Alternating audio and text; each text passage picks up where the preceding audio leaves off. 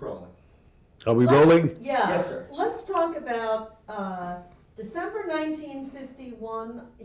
Some of these things you may not have been present for. Did you see that famous show when Sammy opened for Janice Page at Ciro's? No. Okay, great. So you weren't there. Okay. I have footage of you and Janet with Sammy backstage at the Frontier in 1955. That show where the first time he took the eye patch off. Yes. There are, like, so many people in the audience. The People are unveiling of the crying. whole, I called it. People are crying, you know. Can you tell me a little bit about what that evening was like, you know, for you, seeing Sammy come back? I know the whole environment, and so therefore I thought it was a little hokey myself, unveiling a patch. But that's what I'm sure oil was going to come out of it. I don't know what it was. I thought it was a little out of the way, but that didn't make any difference. You know, he was driving down the road and two women coming in the other direction rammed into him, and he fell and hit the post and knocked his eye out. And Jeff Chandler was the first one at the studio who heard about it, jumped in his car, ran out there. You know, no hospital would take him because he was black.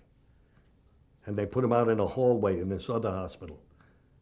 And that's where he was when Jeff Chandler found him, got him into a hospital so they could repair his eye as much as they could. This is the history of that eye. And, you know, it was a terrible tragedy for everybody. Lucky, unlucky. You know, he was able to see, but that's what happened. And after that, Sammy, we all hung out together a lot, you know. But he didn't see Jeff much more after that, you see? And Jeff wasn't around anymore. Sammy had by that time got connected with Frank.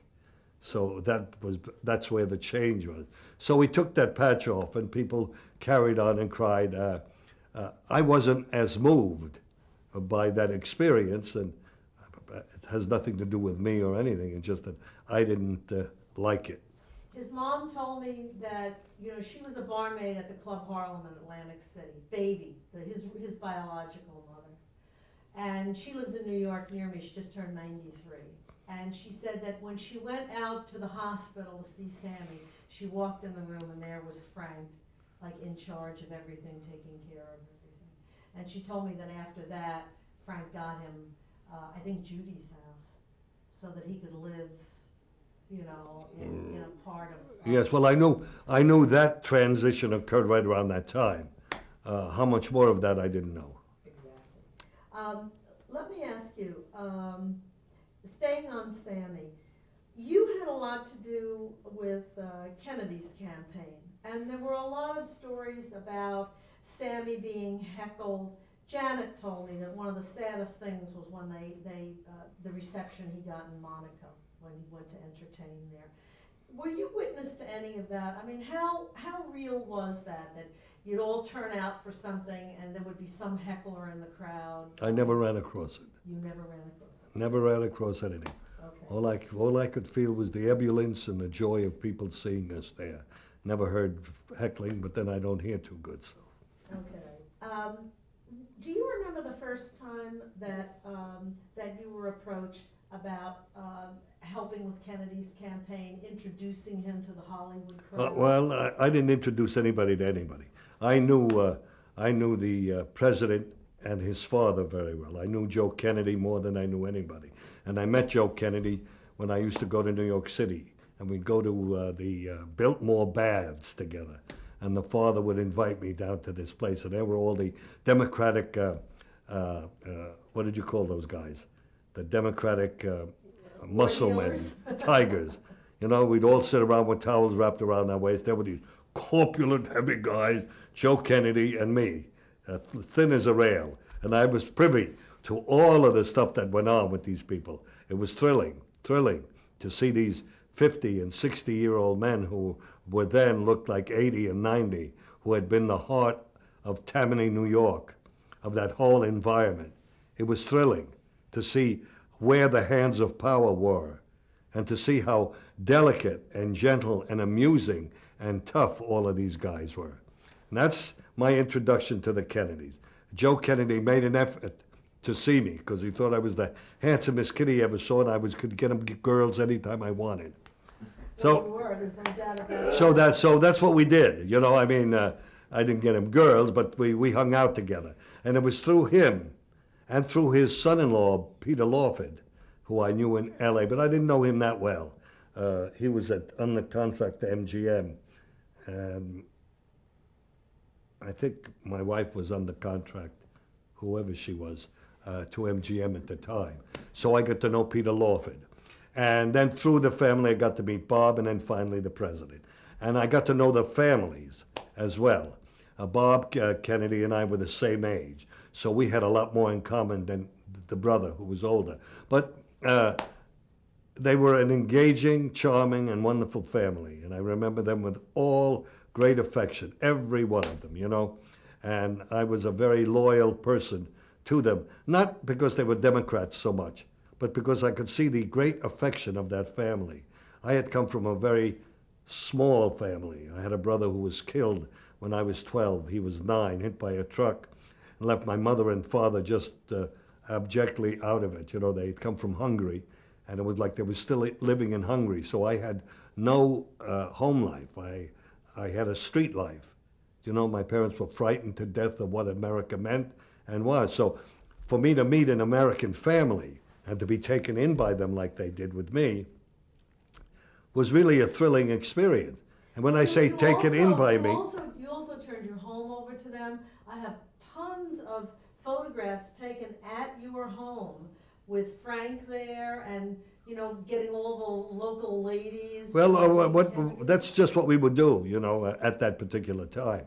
And we would do it I felt, in a very quiet and unassuming way.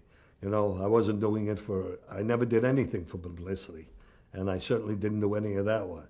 I just wanted to see the Kennedys make it, you know, and what little way I could do, I tried, you know. But you know something? You and Janet were like the wholesome couple at that time too. So that was I'm sure that there was a lot of that in there, right? Oh, I would think there would be, although I never relied on it. But I remember at one point Janet decided to do a luncheon or something, and all of the wives of the candidates and the Democratic Party were all there. Right, like they wouldn't be up at Frank's Mrs. house. Kennedy was there. Yeah, no, they wouldn't. They were all a little afraid of Frank at that time. They weren't afraid of him, but you know, they were afraid of Frank. You know, Frank was an outspoken person, and you know, had friends on many, many different layers and levels, and they didn't want to open up a can of beans over something that was innocuous and would turn out some terrible problem. So they. I also got the impression they weren't that interested in Dean either. But was it that Dean wasn't interested in them? Dean was never found anything that important enough to be involved in. Okay, that included friendship, included profession, included anything. He just liked going along. He was a very insular man, very quiet, very sensitive, very complicated, and only gave you just a little part of his veneer. The rest of it, nobody could go near. And that was Dean. So during that period of time, he'd have gone for the Communist Party if somebody would have said, come on, we can get a drink. You know, Dean's... Dean's liked Mac Ray. I loved Mac Ray. Well, Mac Ray's, you know, real name was Killer Gray. Did you know that? I know. You know, they called him Killer Gray for years, and you scared the hell out of all of us guys who we were 10, 12, 15 years younger than him. They said that, you know, Dean Martin's got a guy working for him who came from George Raft. His name is Killer Gray. Oh, he had a brother named Joey Gray, who was a great stuntman who died doing a stunt. Anyway, there was Killer Gray. And he seemed such a placid and charming fellow. And then one afternoon I said, what a name, Killer Gray. This buddy of mine says, don't let it fool you. Killer in Yiddish means hernia. I said, what? He said, that's his name, Hernia Gray. Oh, after that the myth blew up in all our faces. Well, I'm gonna send you a tape of all of Jerry Lewis's home movies with all of you guys by the pool, Mac Gray, so many people telling jokes, entertaining. Yeah, that's right. Those were great days. I didn't like them so much. You didn't? No, I really didn't. I had to have a place to hang out. I'd come out from New York, I didn't know anybody. I met Janet, then we started going together. And Jerry seemed friendly enough. I had seen him and Dean in the not Copacabana, one of those little... Slapsy Maxis. You saw them? Maybe that, or where else in New York were they? They were at the Copa. Havana, Madrid. Havana, Madrid. The ladies are crazy about the Havana, Madrid. That's where I saw them. So we had a little relationship, but I came out of nowhere. At the Havana, Madrid, then you knew Sonny King, right? Yes, I knew them all. And so that's how I started to hang out there. But it was too raucous and too energetic, too self-serving, too patting each other on the back. One's got to outdo the other. God forbid anybody had a birthday. They would buy them rifles and airplanes and cars. I'd buy them a book on poetry or something. The pressure of that environment was something that I didn't appreciate. I enjoyed the camaraderie, but I didn't appreciate the level of class distinction. They were also very big on watches. Watches were big, cameras were big. Cameras were very big, yes. And the Jerry Lewis Gere card or Conjure movie making apparatus. So having known Dean when he was with Jerry, and then later when he became Frank's good buddy, did Dean stay always the same, or was he a different guy when he was later on in his Dean life? was the finest of men. Of that whole group of guys, he was the most reliable and the kindest of men. He was very considerate to everybody around him, His relationship with Jerry was strained from day one. There was never that, but Dean didn't mind. It was better than shoveling coal in Yorkville or wherever, Victorville or wherever else he came from, So, and a lot of us settled for that. It was better than where we were. So what are we arguing about? There we are making hundreds of dollars where a week before we're making $4.80. Dean, to me, was a key to that whole relationship. He gave Frank another sense of himself. He was extremely funny, Dean. Dean was very, very funny. In his concept of ideas, he was I won't say as funny as Jerry, because both were built different. So the comedy was different, but Dean found humor in everything. About 5 years ago, I have been divorced from my first wife now 45 years or whatever. But when I wasn't, we all hung out together. Dean and Jeannie, Frank, and whoever else he was going with, Ava. This was the group. We used to run movies up on Beaumont. Frank had a house on top of Beaumont. And the call would come out at 11, movie tonight. So we'd all go up there, and Patsy D'Amour, he used to have a restaurant in Hollywood. Was it called Patsy's? Villa Capri? What? Is it Villa Capri? No. Villa Capri. Yeah. On the isle that we met, Villa Capri, right? And they used to make pasta. And they'd all bring it up there at 11:30. We'd all sit around, get drunk. Frank would then start the movie at 1 a.m. I had to get up at 6 a.m. to go to work, but I could never turn him down. He'd look at me with those steel blues. He says, "You're staying, Boyney." I said, "Yes, I am, sir." So I'd sit back in my seat and fall asleep or whatever. So this were the kind of evenings we had. Dean was always there, always doing jokes. Anyway, I'm giving you the background now. It's 35 years later. A lot has happened to all of us, right? More than that. It's only 7 years ago this happened. And I'm driving down Sunset, where before you get to the Beverly Hills Hotel, it's got the island in the middle. And I had a Trans Am convertible. Pontiac, beautiful, beautiful, silver, top down. And I come up, and alongside of me is Dean Martin in one of those Excalibur automobiles. Those are the ones that they fancy out. They take a tin Ford and turn it into the Taj Mahal, right? God forbid you run out of gas. Everything just stopped. Anyway, there he is sitting alongside of me in the car. Elegant, up, top is over. So we pull up to the light. We stop. I said, Dean. Hi, Dean. It's me, Tony. Yoo-hoo, yoo-hoo. Dean doesn't turn. He doesn't look. He finally turns slowly. Look. I said, Dean, are you in there? It's me, Tony, your buddy. How are you? The light changes and Dean pulls away. So I pull right alongside him and we come to the next light. I said, Dean, say hello to me. The tourists are watching. There was nobody around. I said, please, say something. Can I call you? Let's do dinner. I haven't seen you, what, in 40 years? I don't know. The light changes, pulls away again. We get to the next light. This time I decide I'm not going to say nothing. So I just sit there quietly, just looking at him. And just as the light changes, he looks at me and says, how's Janet? And pulls away. Oh, my darlings, you can't believe, you just don't believe what I went off the road, up into the mountain. I laughed for years after that. Well, that was what it was, you know, I interviewed. That's right, I shouldn't have him up. It doesn't look that great on camera. Well, what are we Sorry, doing? don't change. Okay. Just pull down your coat. Oh, pull down the coat. Yeah, there you go. Okay, pull down the coat. All right, yes. Well, you know, Sonny King said that the greatest thing about Dean Martin was that in his whole life, he never knew who Frank Sinatra was. Yeah, right.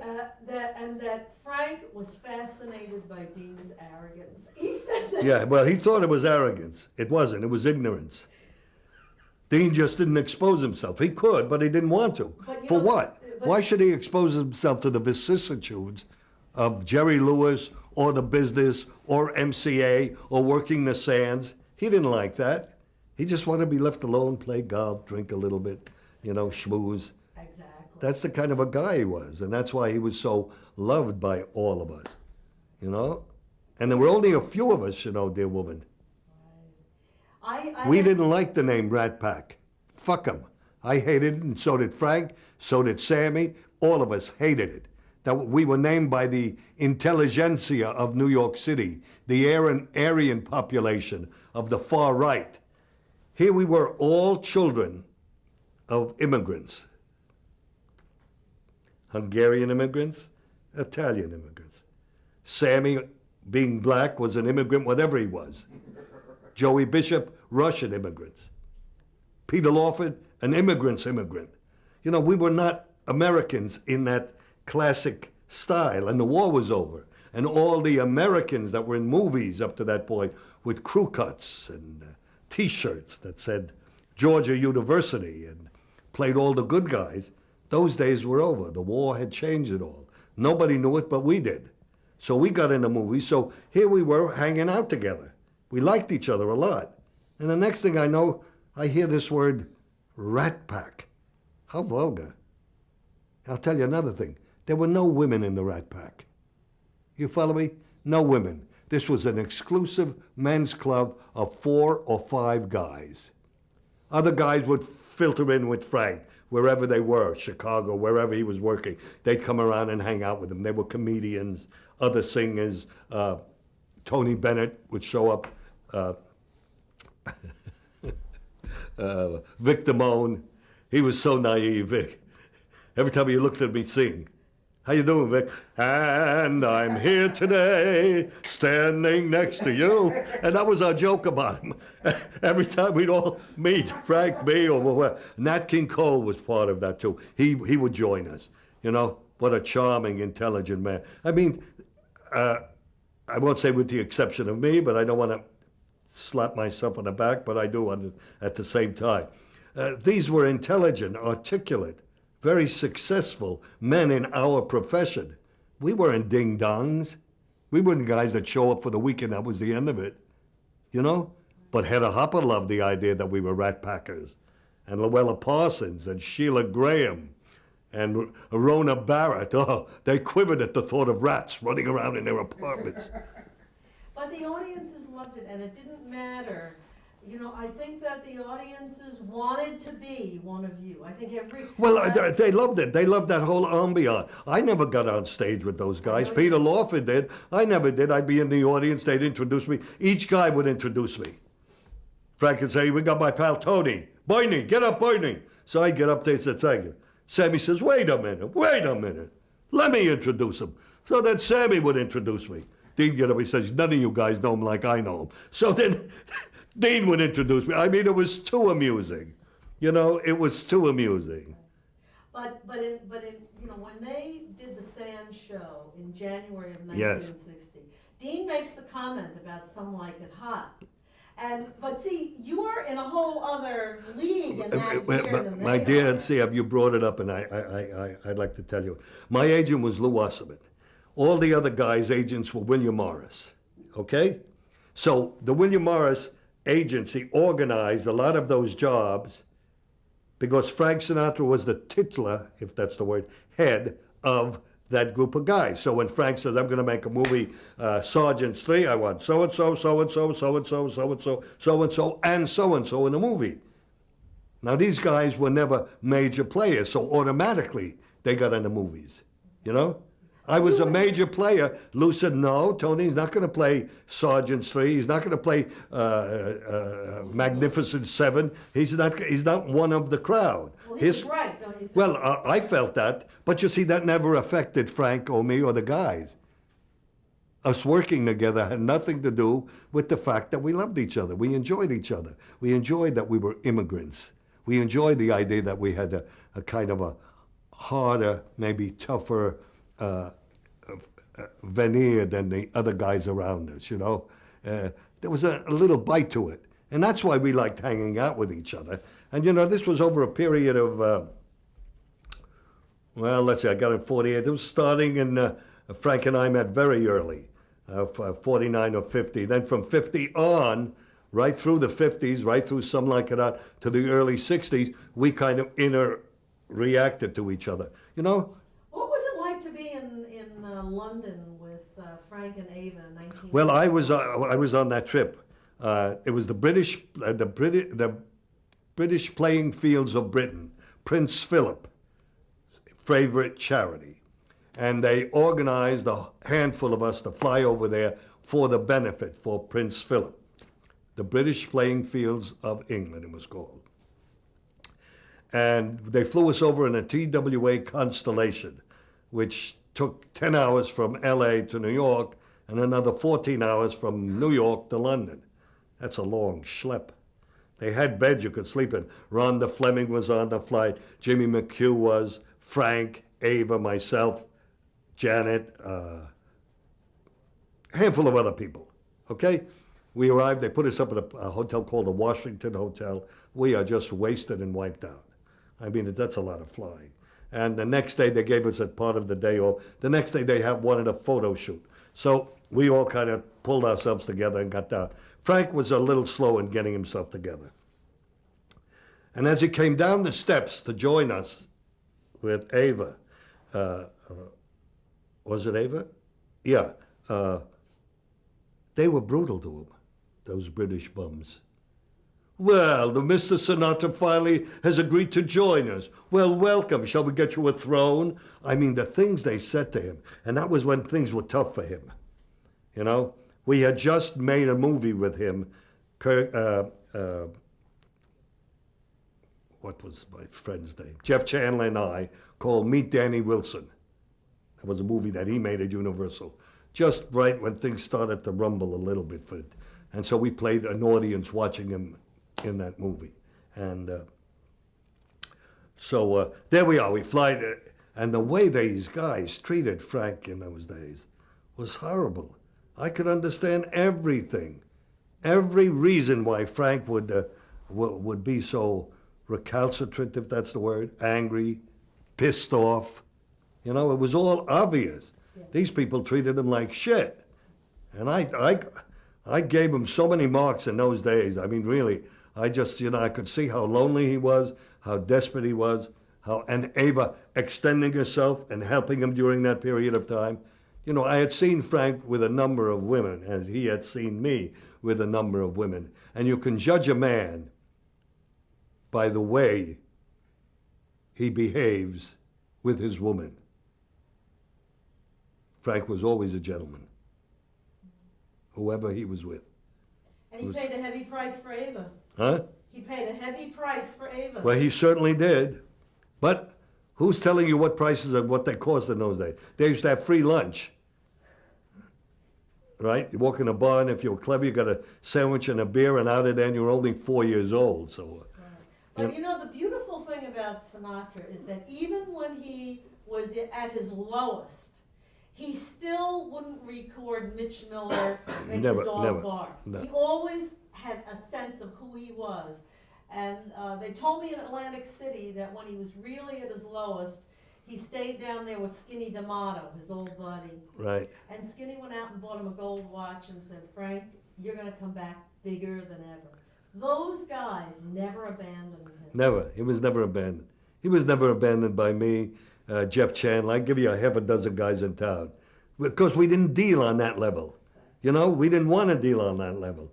Frank was not the kind of person you did that with, simply because he was a good friend. You know what he did once for me? He gave me a wooden flute.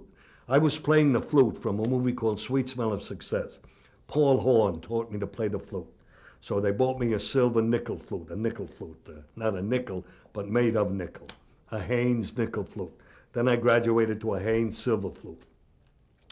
And at one point, Frank was doing a TV series, and he said, why don't you play the flute and I'll sing in the front? I says, great. So we started rehearse, but then he left and nothing really ever happened. One afternoon, a package arrives, I open it, and it's a wooden flute, an English wooden flute.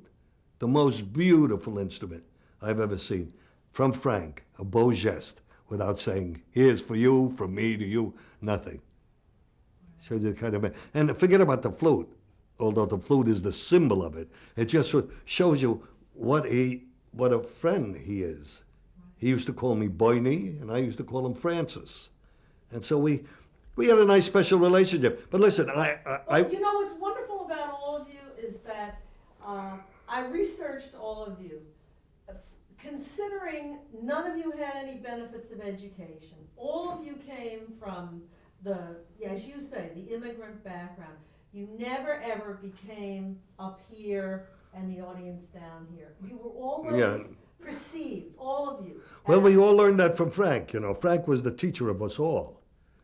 When you saw him out in a group, when he sang in front of an audience, you know, he was always gracious. He's never aloof. He never, came out, played, and ran off.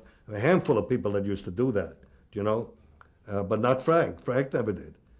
And Frank was always a gentleman, There'd be a lot of women that run across it. All of a sudden they became charter members of the Rat Pack. Excuse me. And those stories that said there's one of those women wrote a book about that. And what did Frank say? What a broad won't do for money. Who was that? Shirley MacLaine he was talking about. Yeah, but what a broad won't do for money. I mean, but it wasn't constructed like that. And it wasn't as heavy as we sound. There was an organization we belonged to called Facemen of America. I will not give you the details of what that means. And there were only a handful of us that had cards. Well, it was also, Janet said a great thing to me once. She said that if you and she were seen somewhere, they could write in the paper. Janet Lee and Tony Curtis were at Romanoff's the other night. And everybody in the country who read the paper knew who that was. They didn't